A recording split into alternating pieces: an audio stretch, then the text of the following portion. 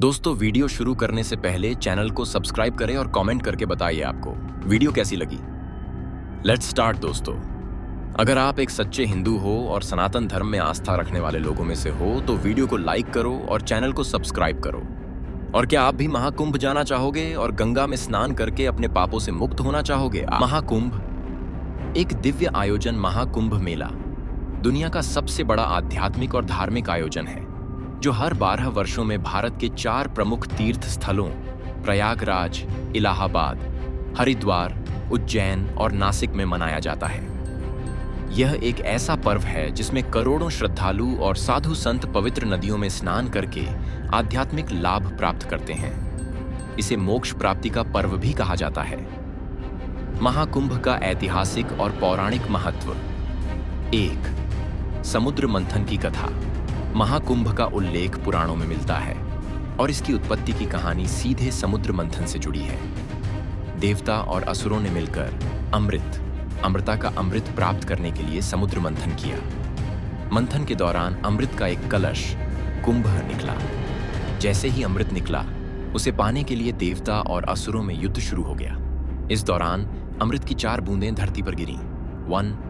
प्रयागराज, गंगा, यमुना और सरस्वती का संगम। 2. हरिद्वार, गंगा नदी के किनारे।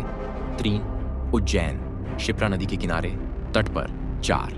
नासिक, गोदावरी नदी के किनारे। इन्हीं स्थानों पर हर 12 साल में महाकुंभ और हर 6 साल में अर्धकुंभ मनाया जाता है। महाकुंभ क्यों मनाया जाता है? पहली, पापों से मुक्ति और मोक्ष प्राप्ति। हिंदू धर्म के अनुसार महाकुंभ के दौरान पवित्र नदियों में स्नान करने से पिछले जन्म और इस जन्म के सभी पाप नष्ट हो जाते हैं, जिससे मोक्ष की प्राप्ति संभव होती है। 2. आध्यात्मिक और धार्मिक संगम। महाकुंभ में साधु संतों, अखाड़ों, योगियों और धार्मिक गुरुओं का संगम होता है जो अपने विचारों और आध्यात्मिक ज्ञान को साझा करते हैं। यह आयोजन न केवल धार्मिक बल्कि आध्यात्मिक जागृति का भी प्रतीक है। 3. खगोलीय घटनाओं से संबंध। महाकुंभ का आयोजन ग्रहों और नक्षत्रों की विशेष स्थिति के अनुसार किया जाता है। जब सूर्य और बृहस्पति एक विशेष राशि में आते हैं, तब कुंभ पर्व मनाया जाता है। यह स्थिति अमृत कलश से जुड़ी पौराणिक कथाओं को दर्शाती है। महाकुंभ के प्रमुख अनुष्ठान और परंपराएं। 1. शाही स्नान, रॉयल बाथ। महाकुंभ का सबसे महत्वपूर्ण अनुष्ठान शाही स्नान होता है, जिसमें अखाड़ों के साधु संत सबसे पहले पवित्र नदी में स्नान करते हैं। इसे मोक्षदायक स्नान माना जाता है। 2.